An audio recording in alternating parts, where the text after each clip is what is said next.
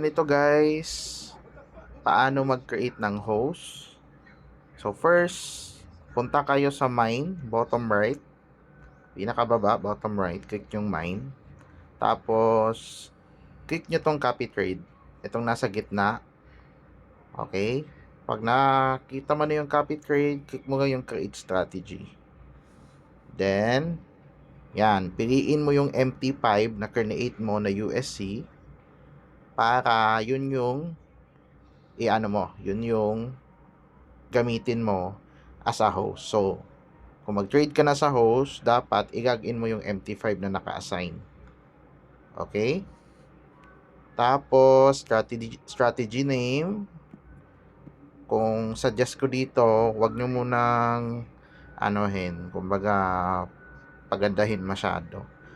Wag ang mga special characterization sa pag-add ng name, plain lang. Kumbaga, pwede, gene trades, ganon, pwedeng ganon. Diba? Ganun lang. Walang overhyping, walang over commitment, ganyan-ganyan.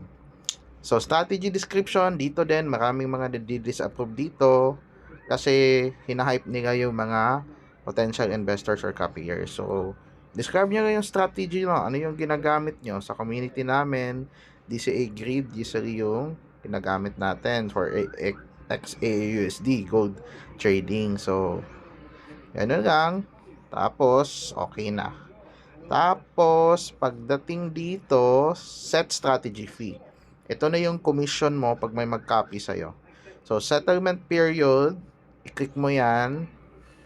Click mo muna yan, daily. So, meaning yan, kung panalo yung copiers, may share ka nun, daily yung profit sharing. Percentage split, pwede 50%, pero ideally, yung sinasuggest ko, 30% lang muna tayo. No? Kasi kawawa na yung copiers. Meaning yan, 30% ka sa kita niya. So, kung kikita siya ng $1, 0.30 cents sa'yo. Okay? So, kung malaki yung fan, as scale, as kumikita, long term, kumikita ka rin. Etong set affiliate payout, i-activate mo lang to, tapos gawin mong 50%. No? Yan. Pagkatapos niyan, itong minimum following amount, kung kung ano yung host capital na nilagay mo, example 5,000 cents ka or 10,000 cents. So ilagay mo dito kung ano yung host capital mo, ilan yung capital ng host mo, yun din yung ilagay mo para naman hindi masunog yung mga copiers na mag-attempt. So pag 10,000 cents ka na host, 100 USD. Pag 5,000 cents ka na host, 50 USD. Okay? Para walang magigaw. Now, for the sake of example na lagay ko na do 50 USD. Alright? So, click mo lang tong I have read. Tapos yung limit ng followers, lagyan mo lang ng 200. Meaning yan, yung max makakakopy sa'yo is 200. Ignore mo lang tong subscription fees. Di yan kailangan. Tapos yung strategy name, ayan, DCA Gene, ganyan. Kunwari. Tapos yun na. Ito na yung holistic na pag-create ng host account. So, pag-create niyan, magpe-pending yan, tapos ready to trade na. Magte-trade ka na mismo kung saan yung strategy account number mo, kung ano yung MT5 na inassign mo dito. So, doon ka na magte-trade. Kasi after niyan, ayan, pase-search mo na yan dito sa strategy list. Okay? Dito, example, ito, my strategy. Naka-create na ako ng strategy ko. So, nakakita ko na yan dyan. Tapos, makikita mo rin yan dyan dito sa my strategy kung saan ang daming host na yung ka-competition mo. Yan, Cerberus Pro.